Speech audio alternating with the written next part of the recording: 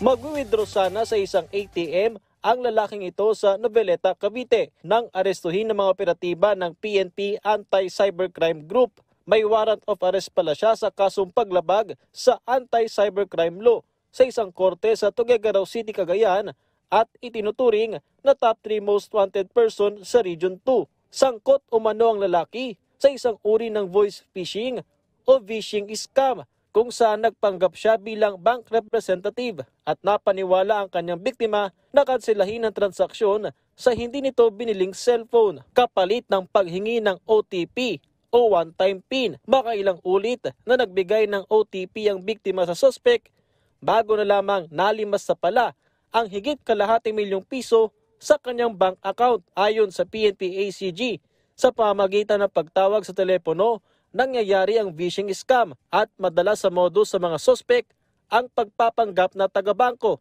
Target ang OTP ng biktima upang magkaroon ng access sa kanilang online bank account. Ito ay kukunin niya yung information mo. Di ba? So kunwari, meron kang acquired na meron kang biniling ganito, blah blah blah. Kung kailangan mong i-refund, kailangan mo kukunin uli yung amount, yung mga ganon. Para po maibalik namin yung pera na yun, kailangan namin ng OTP. Kala mo taga-bangko talaga dahil manipulative yan eh. Kaya niyang gayahin.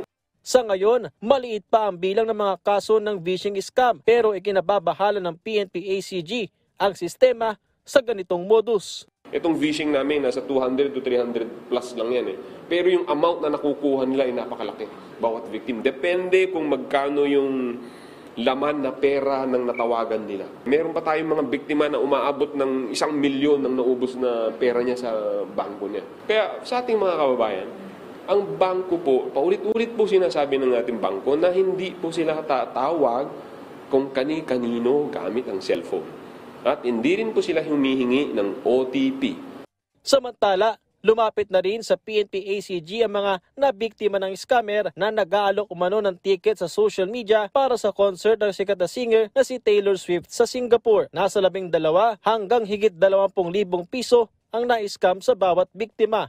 Nung nung mga early 2023, nung December 2023 or previous pa, meron na talaga tayong natatanggap na report na 1, 2 hanggang nitong January hanggang late first week of February, umabot na siya ng 4 na complaints na kung saan may mga tao nga na nagpo-post na meron silang available ticket going to the concert of Taylor Swift in Singapore. Wala naman talagang ticket. So, oras na naibigay niya ng pera, wala na yun.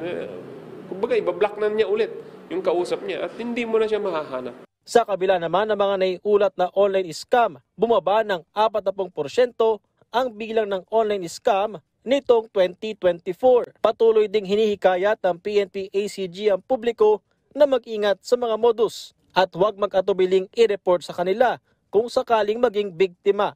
Patrick De Jesus para sa Pambansang TV sa Bagong Pilipinas.